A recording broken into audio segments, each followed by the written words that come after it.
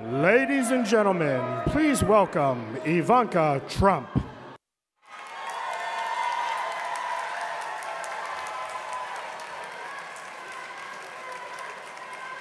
Welcome, everybody.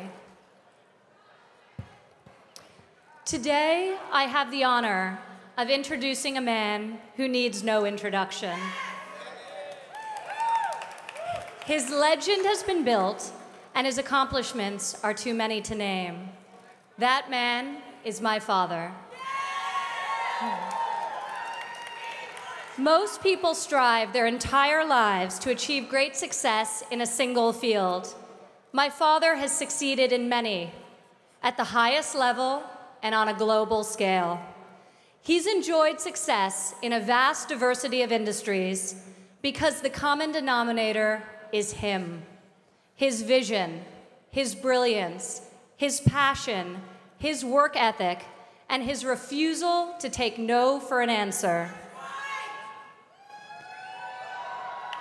I've enjoyed the good fortune of working alongside my father for 10 years now, and I've seen these principles in action daily. I remember him telling me when I was a little girl, "Ivanka, if you're gonna be thinking anyway, you might as well be thinking big." And that's how he approaches any task that he undertakes. He thinks big. My father has employed tens of thousands of people throughout his career, and he has inspired them to do extraordinary things. He has a strength to make hard decisions and motivate those around him to achieve the impossible. He is an optimist who chases big dreams and sees potential where others do not. He leads by example and will outwork anyone in any room. My father is the opposite of politically correct. He says what he means, and he means what he says.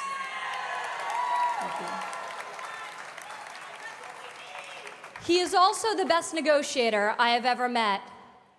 Countless times I've stood by his side and watched him make deals that seemed impossible to get done. He has the discernment to understand what the other party needs and then to get exactly what he wants. My father knows how to be a fierce opponent, but also how to be a very loyal friend. When it comes to building bridges, he can do so figuratively, but also has the rare ability to do so literally, on time and under budget.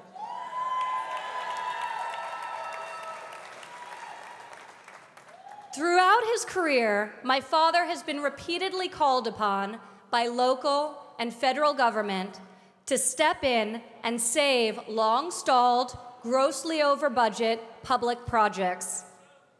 Whether it's building a skating rink in the heart of Central Park, meticulously restoring the exterior facade of Grand Central Terminal, enabling the development of New York City's Jacob Javits Convention Center, creating a championship public golf course for the city of New York, or redeveloping the iconic but totally underutilized old post office building on Pennsylvania Avenue in the heart of Washington, D.C.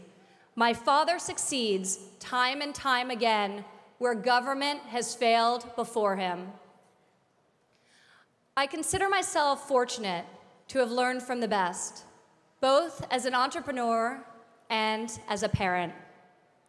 My father is a man who is deeply grounded in tradition. He raised my siblings and me to work hard and to strive for excellence in all that we do.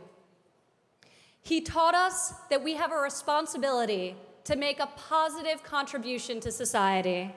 Here today, my father is again leading me by example. My generation finds itself at a crossroads. Our leadership has been mired in bureaucracy of its own creation.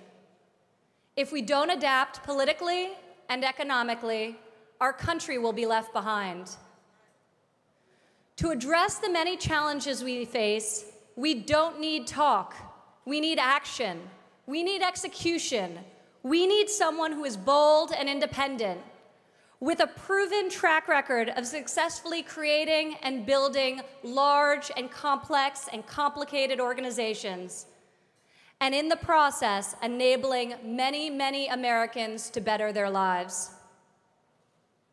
I can tell you that there is no better person than my father to have in your corner when you're facing tough opponents or making hard decisions. He is battle-tested. He is a dreamer, but perhaps more importantly, he is a doer. Ladies and gentlemen, it is my pleasure to introduce to you today a man who I have loved and respected my entire life, my father, Donald J. Trump. That is some group of people, thousands. So nice, thank you very much. That's really nice, thank you. It's great to be at Trump Tower. It's great to be in a wonderful city, New York. And it's an honor to have everybody here. This is beyond anybody's expectations. There's been no crowd like this. And I can tell you, some of the candidates, they went in, they didn't know the air conditioner didn't work. They sweated like dogs. They didn't know the room was too big because they didn't have anybody there. How are they going to beat ISIS? I don't think it's going to happen. Our country is in serious trouble. We don't have victories anymore. We used to have victories, but we don't have them. When was the last time anybody saw us beating, let's say, China in a trade deal? They kill us. I beat China all the time. All the time. When did we beat Japan at anything? They send their cars over by the millions. And what do? When was the last time you saw a Chevrolet in Tokyo? It doesn't exist, folks. They beat us all the time. When do we beat Mexico at the border? They're laughing at us, at our stupidity. And now they're beating us economically. They are not our friend, believe me. But they're killing us economically. The U.S. has become a dumping ground for everybody else's problems. Thank you. It's true. And these are the best and the finest. When Mexico sends its people, they're not sending their best. They're not sending you. They're not sending you. They're sending people that have lots of problems, and they're bringing those problems with us. They're bringing drugs, they're bringing crime, they're rapists, and some, I assume, are good people. But I speak to border guards, and they tell us what we're getting. And it only makes common sense. It only makes common sense. They're sending us not the right people. It's coming from more than Mexico. It's coming from all over South and Latin America, and it's coming probably from the Middle East. But we don't know, because we have no protection, and we have no competence. We don't know what's happening. And it's got to stop, and it's got to stop fast. Islamic terrorism is eating up large portions of the Middle East. They become rich. I'm in competition with them. They just built a hotel in Syria. Can you believe this? They built a hotel. When I have to build a hotel, I pay interest. They don't have to pay interest because they took the oil that when we left Iraq, I said we should have taken. So now ISIS has the oil. And what they don't have, Iran has. And in and I will tell you this, and I said it very strongly, years ago, I said, and I love the military, and I want to have the strongest military that we've ever had, and we need it more now than ever, but I said, don't hit Iraq, because you're going to totally destabilize the Middle East. Iran is going to take over the Middle East. Iran and somebody else will get the oil. And it turned out that Iran is now taking over Iraq. Think of it. Iran is taking over Iraq. And they're taking it over big league. We spent $2 trillion in Iraq. $2 trillion. We lost thousands of lives, thousands in Iraq. We have wounded soldiers who I love. They're great. All over the place. Thousands and thousands of wounded soldiers. And we have nothing. We can't even go there. We have nothing. And every time we give Iraq equipment, the first time a bullet goes off in the air, they leave it. Last week I read 2,300 Humvees. These are big vehicles were left behind for the enemy. 2,000, you would say maybe 2, maybe 4. 2,300 sophisticated vehicles they ran, and the enemy took them. You're right.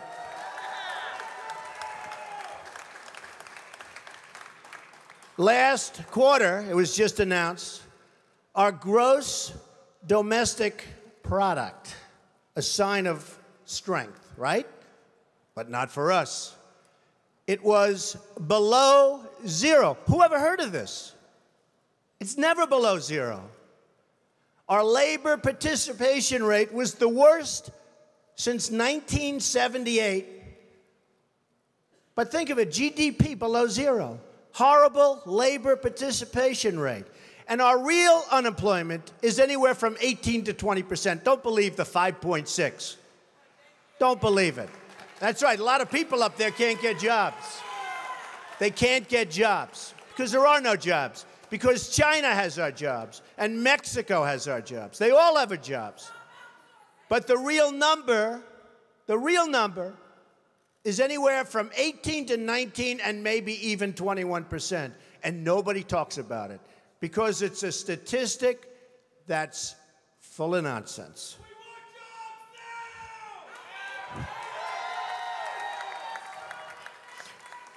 Our enemies are getting stronger and stronger by the day, and we as a country are getting weaker. Even our nuclear arsenal doesn't work. It came out recently. They have equipment that's 30 years old. They don't even know if it worked. And I thought it was horrible when it was broadcast on television because, boy, does that send signals to Putin and all of the other people that look at us and they say, that is a group of people, and that is a nation that truly has no clue. They don't know what they're doing. They don't know what they're doing. We have a disaster called the big lie, Obamacare. Obamacare. Yesterday it came out that costs are going for people up 29, 39, 49, and even 55%. And deductibles are through the roof. You have to get hit by a tractor, literally a tractor, to use it. Because the deductibles are so high, it's virtually useless. It is a disaster. And remember the $5 billion website. $5 billion we spent on a website. And to this day, it doesn't work. A $5 billion website. I have so many websites. I have them all over the place. I hire people. They do a website. It costs me $3. $5 billion website.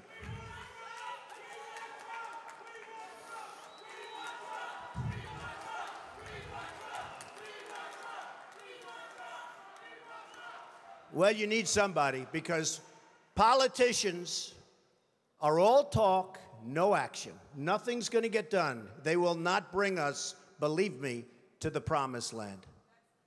They will not. As an example, I've been on the circuit making speeches, and I hear my fellow Republicans, and they're wonderful people. I like them. They all want me to support them. They don't know how to bring it about. They come up to my office. I'm meeting with 3 of them in the next week, and they don't know. Are you running? Are you not running? Could we have your support? What do we do? How do we do it? I like them. And I hear their speeches. And they don't talk jobs, and they don't talk China. When was the last time you heard China's killing us? They're devaluing their currency to a level that you wouldn't believe. It makes it impossible for our companies to compete. Impossible. They're killing us. But you don't hear that from anybody else. You don't hear it from anybody else. And I watch the speeches. Thank you. I watch the speeches of these people, and they say, the sun will rise, the moon will set, all sorts of wonderful things will happen. And people are saying, what's going on? I just want a job. Just get me a job. I don't need the rhetoric. I want a job.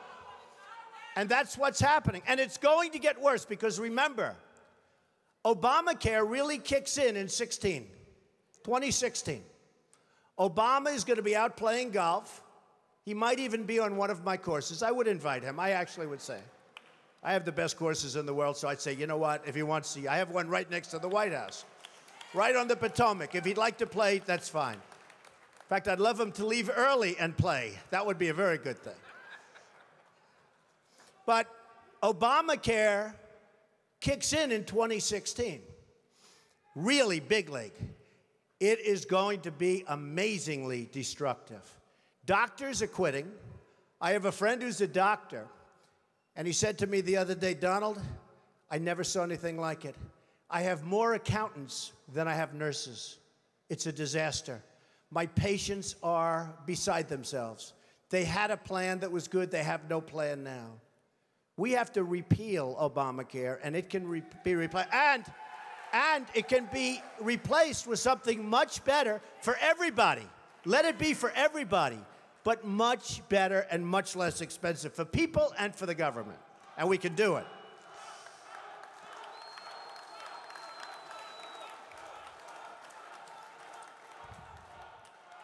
So, I've watched the politicians.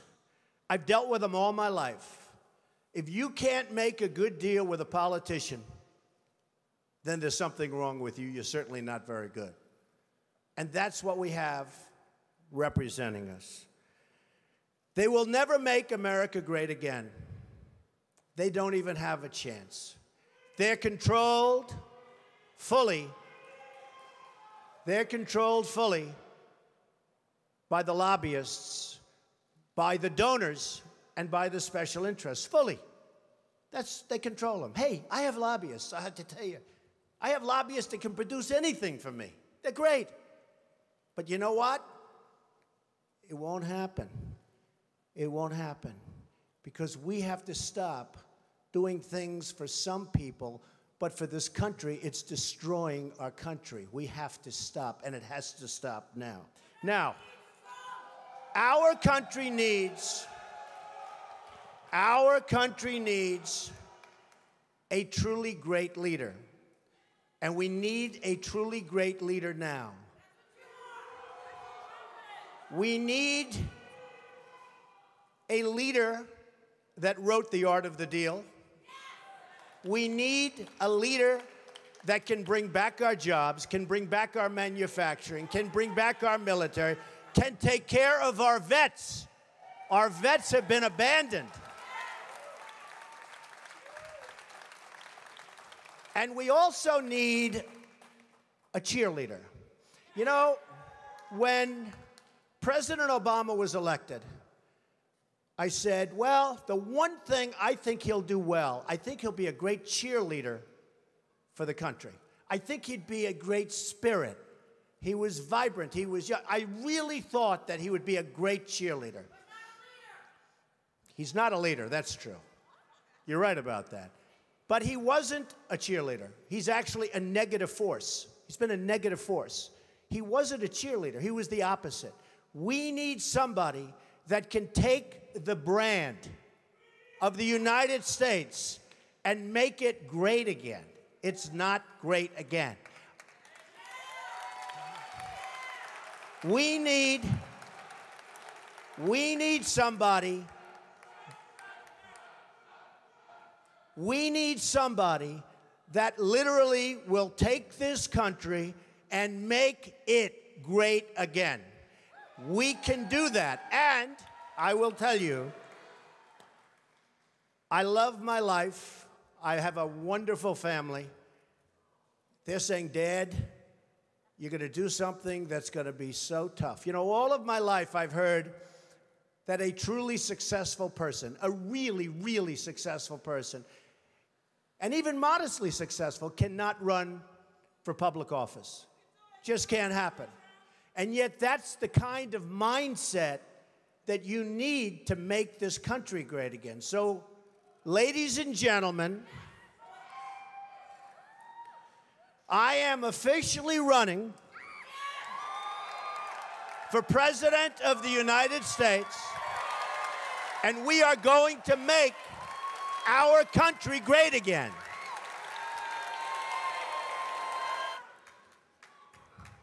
It can happen. Our country has tremendous potential. We have tremendous people. We have people that aren't working. We have people that have no incentive to work. But they're going to have incentive to work. Because the greatest social program is a job. And they'll be proud, and they'll love it, and they'll make much more money than they would have ever made. And they'll be doing so well, and we're going to be thriving as a country. Thriving. It can happen. I will be the greatest jobs president that God ever created. I tell you that.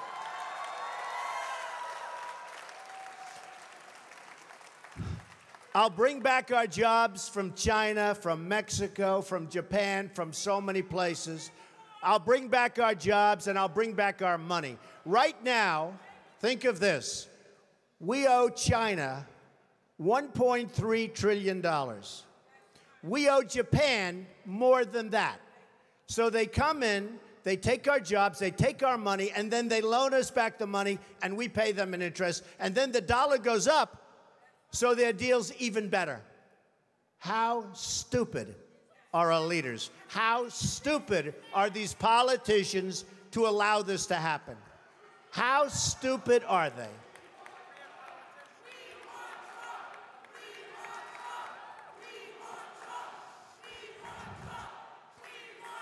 I'm going to tell you, thank you. I'm going to tell you a couple of stories about trade, because I'm totally against the trade bill for a number of reasons. Number one, the people negotiating it don't have a clue. Our president doesn't have a clue. He's a bad negotiator. He's the one that did Bergdahl. We get Bergdahl, they get 5 killer terrorists that everybody wanted over there. We get Bergdahl, we get a traitor. We get a no-good traitor, and they get the 5 people that they wanted for years, and those people are now back on the battlefield trying to kill us. That's the negotiator we have. Take a look at the deal he's making with Iran. He makes that deal, Israel maybe won't exist very long. It's a disaster, and we have to protect Israel. But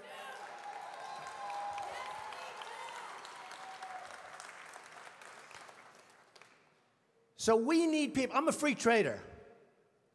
But the problem with free trade is you need really talented people to negotiate for you. If you don't have talented people, if you don't have great leadership, if you don't have people that know business, not just a political hack that got the job because he made a contribution to a campaign, which is the way all jobs just about are gotten, free trade is terrible. Free trade can be wonderful if you have smart people. But we have people that are stupid. We have people that aren't smart. And we have people that are controlled by special interests. And it's just not going to work. So here's a couple of stories. Happened recently. A friend of mine is a great manufacturer. And you know, China comes over and they dump all their stuff. And I buy it. I buy it. Because, frankly, I have an obligation to buy it. Because they devalue their currency so brilliantly. They just did it recently, and nobody thought they could do it again. But with all our problems with Russia, with all our problems with everything, they got away with it again. And it's impossible for our people here to compete. So I want to tell you this story. A friend of mine is a great manufacturer.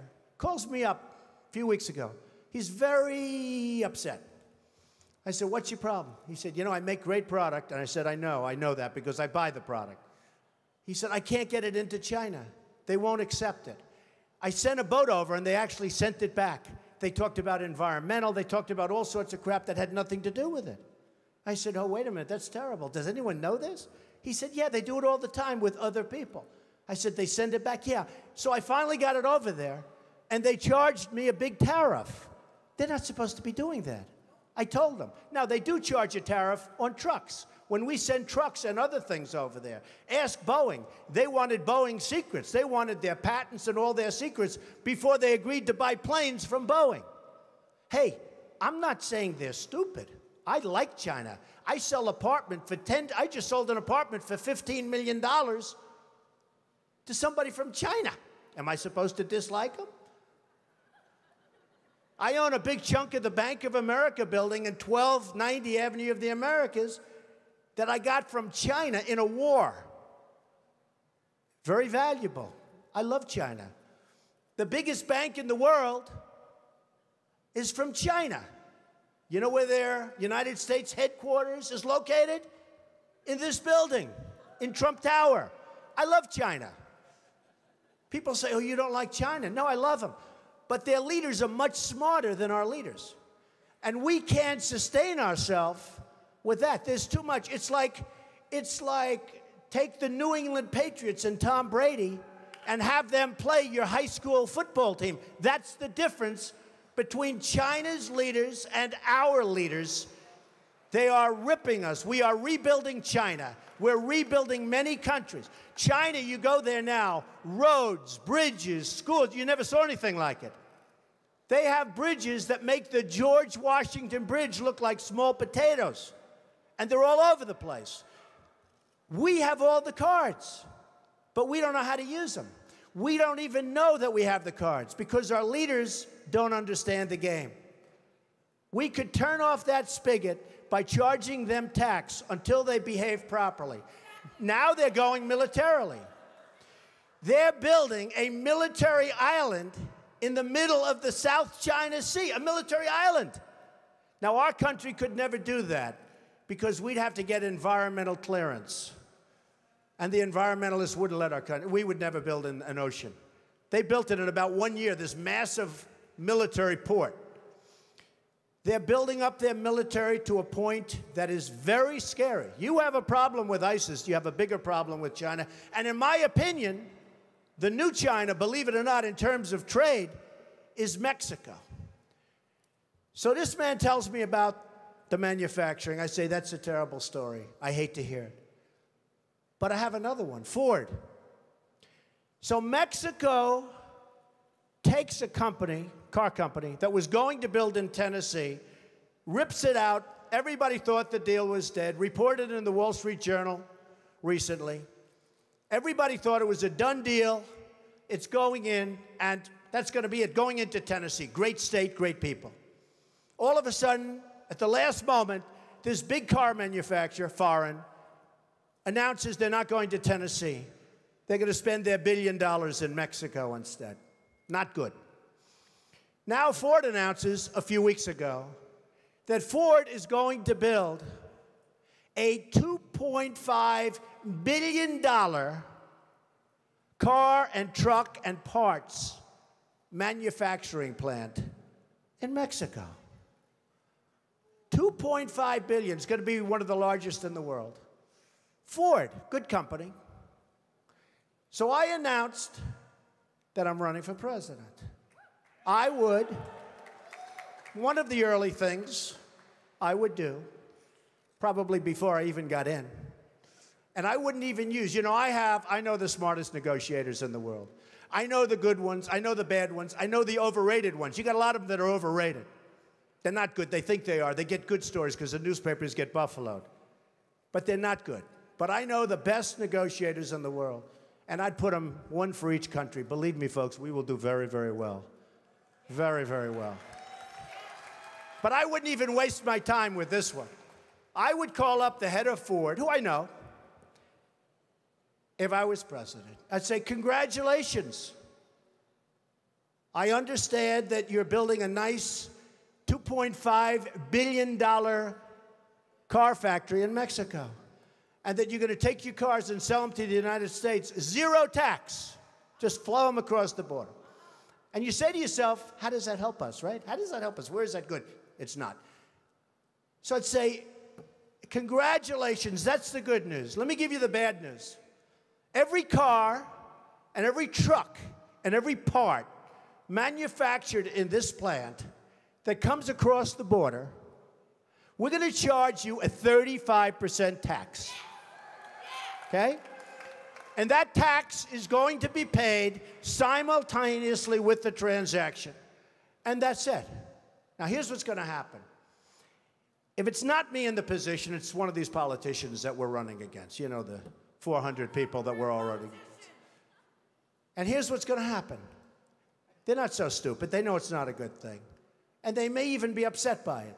But then they're going to get a call from their donors, or probably from the lobbyist for Ford, and say, you can't do that to Ford because Ford takes care of me and I take care of you, and you can't do that to Ford.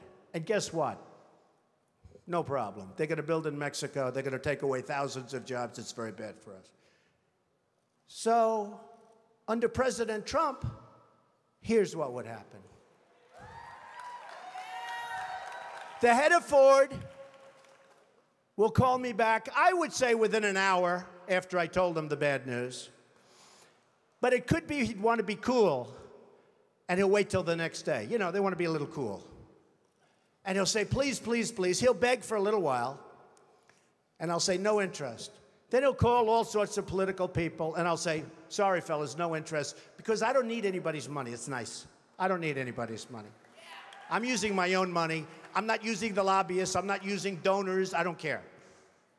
I'm really rich. I'll show you that in a second.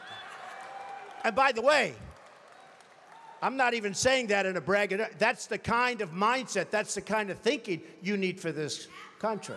So, because we got to make the country rich, it sounds crass. Somebody said, oh, that's crass. It's not crass. We got 18 trillion in debt. We got nothing but problems. We got a military that needs equipment all over the place. We got nuclear weapons that are obsolete. We've got nothing. We got Social Security that's going to be destroyed if somebody like me doesn't bring money into the country. All these other people want to cut the hell out of it. I'm not going to cut it at all. I'm going to bring money in, and we're going to save it. But here's what's going to happen. After I'm called by 30 friends of mine who contributed to different campaigns, after I'm called by all of the special interests and by the donors and by the lobbyists, and they have zero chance at convincing me, zero. I'll get a call the next day from the head of Ford. He'll say, please reconsider. I'll say no. He'll say, Mr. President, we've decided to move the plant back to the United States. We're not going to build it in Mexico. That's it. They have no choice. They have no choice. There are hundreds of things like that. I'll give you another example. Saudi Arabia. They make $1 billion a day. $1 billion a day. I love the Saudis. Many are in this building. They make $1 billion a day. Whenever they have problems, we send over the ships. We're going to protect. What are we doing? They got nothing but money. If the right person asked them, they pay a fortune. They wouldn't be there except for us. And believe me, you look at the border with Yemen. You remember Obama a year ago. Yemen was a great victory. 2 weeks later, the place was blown up. Everybody got, and they kept our equipment. They always keep our equipment. We just said used equipment, right? They always keep our equipment. We ought to send some real junk, because frankly, we ought to send our surplus. We're always losing this gorgeous brand new stuff. But look at that border with Saudi Arabia. Do you really think that these people are interested in Yemen? Saudi Arabia, without us, is gone. They're gone. And I'm the one that made all of the right predictions about Iraq.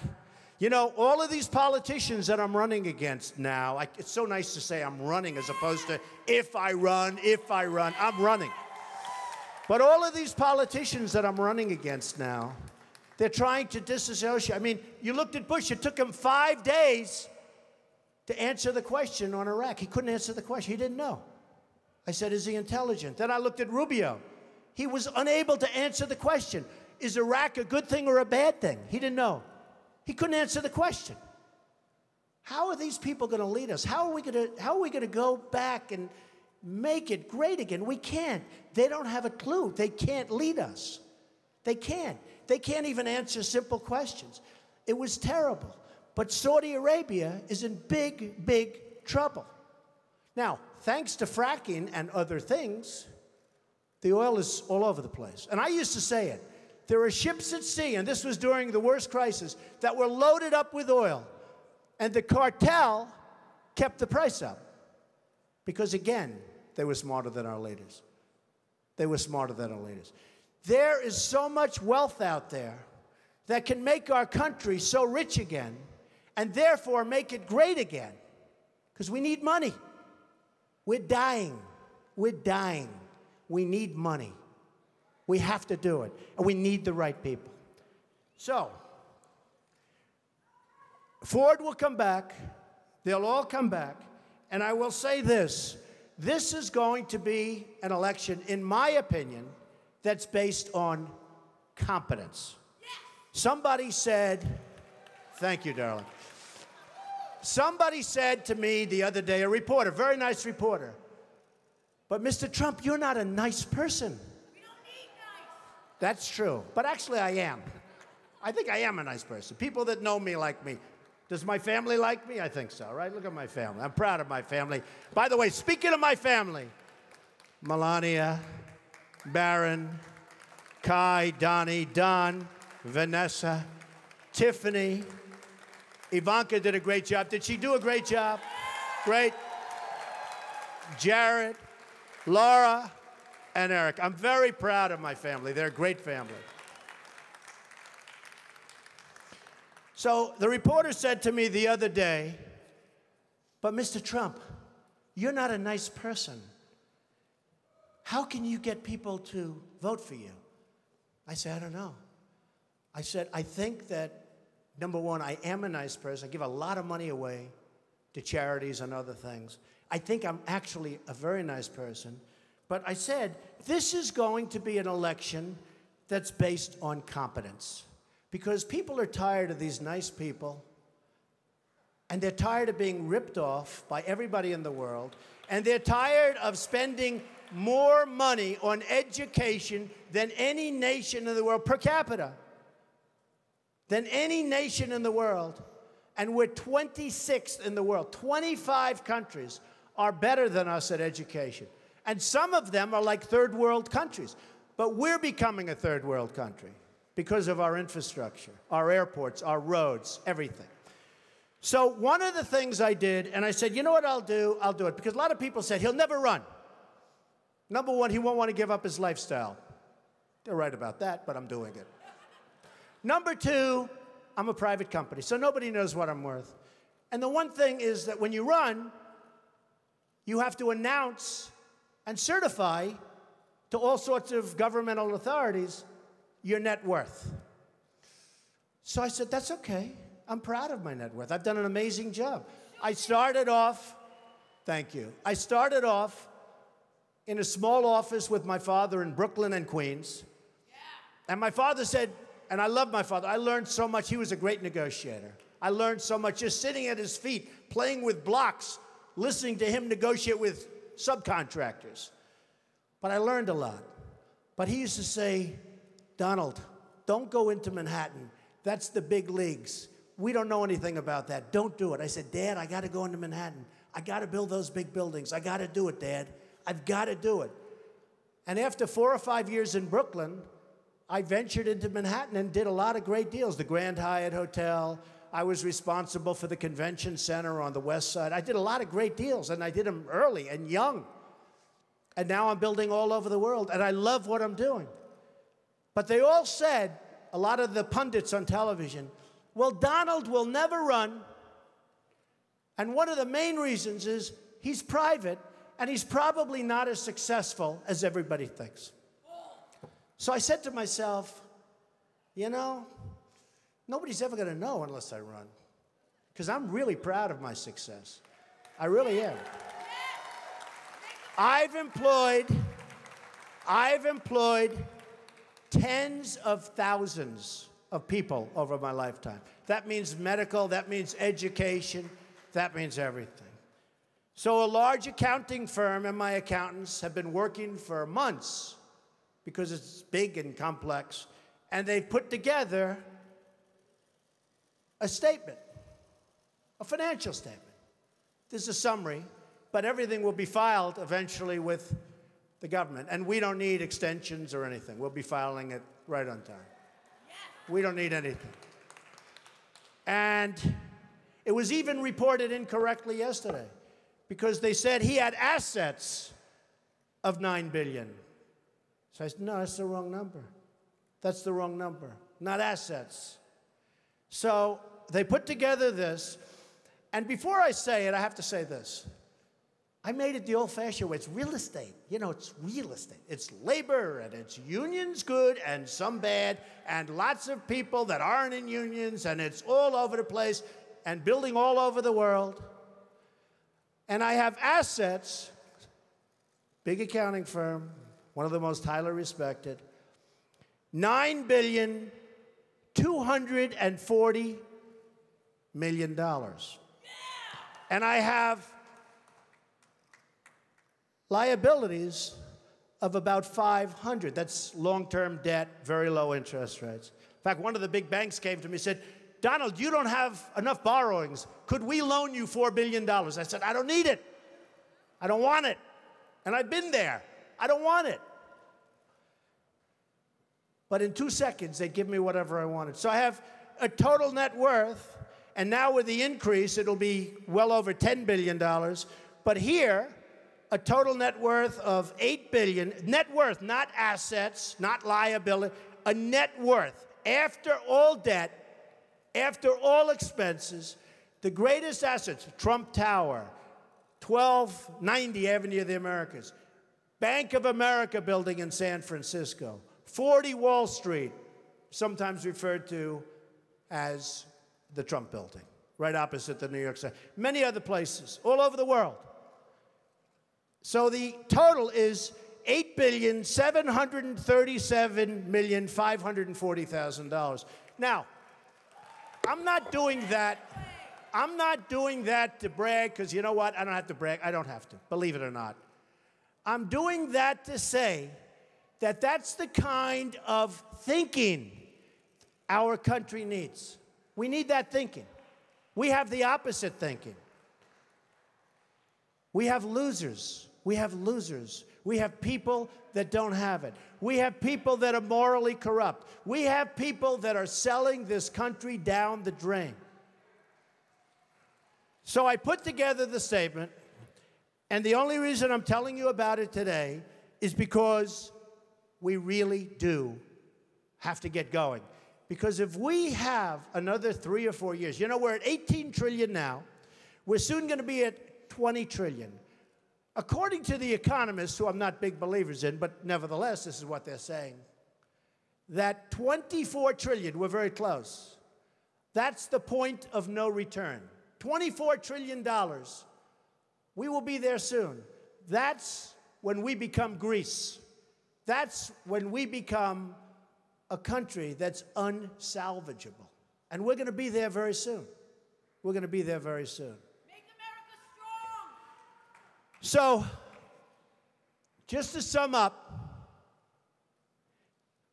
I would do various things very quickly. I would repeal and replace the big lie Obamacare. I would build a great wall, and nobody builds walls better than me, believe me. And I'll build them very inexpensively. I will build a great, great wall on our southern border, and I will have Mexico pay for that wall. Mark my words. Nobody would be tougher on ISIS than Donald Trump. Nobody.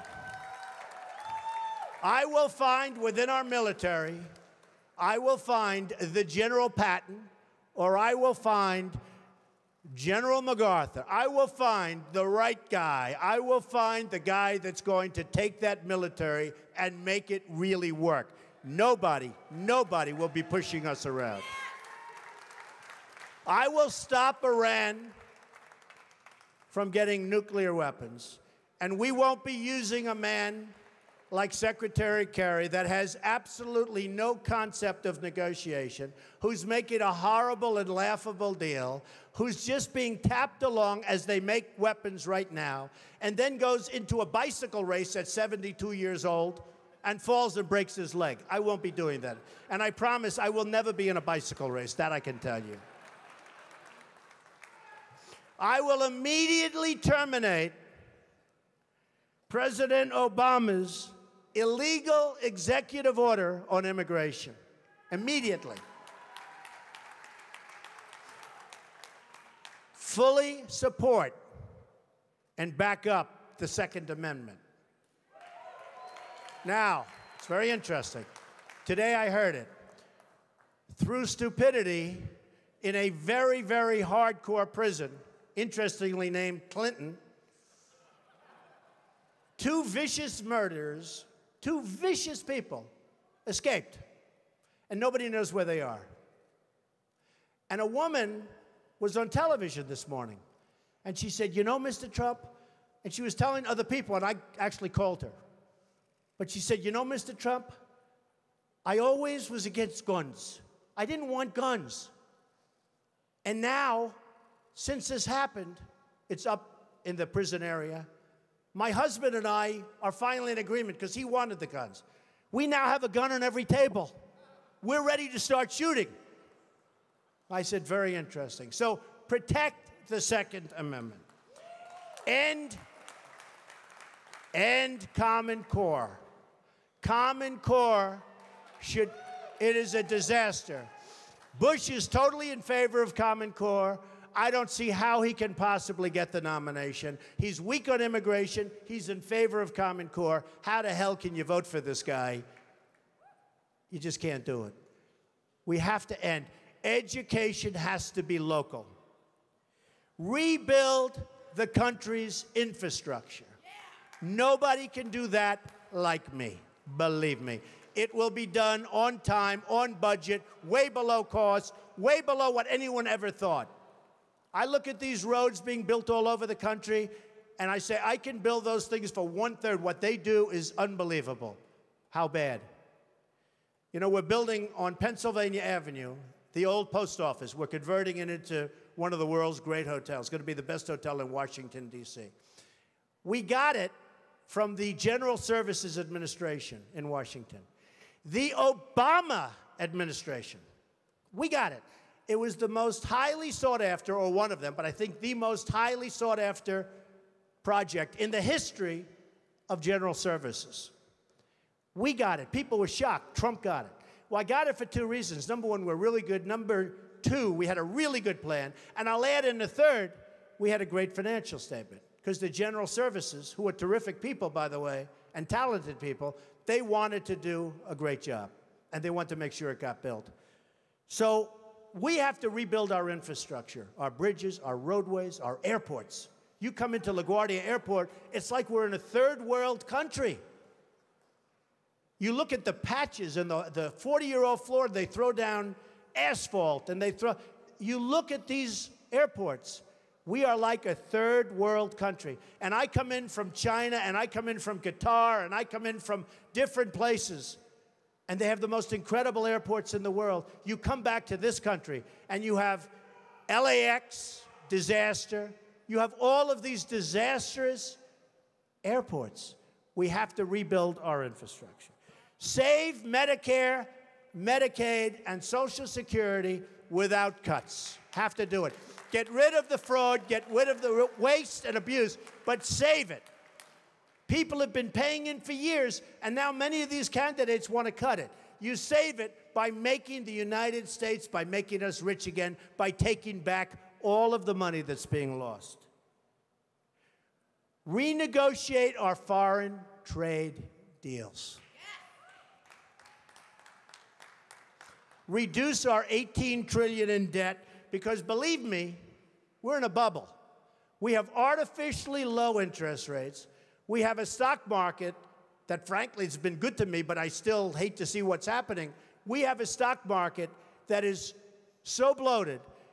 Be careful of a bubble, because what you've seen in the past might be small potatoes compared to what happens. So be very, very careful. And strengthen our military and take care of our vets. So, so important.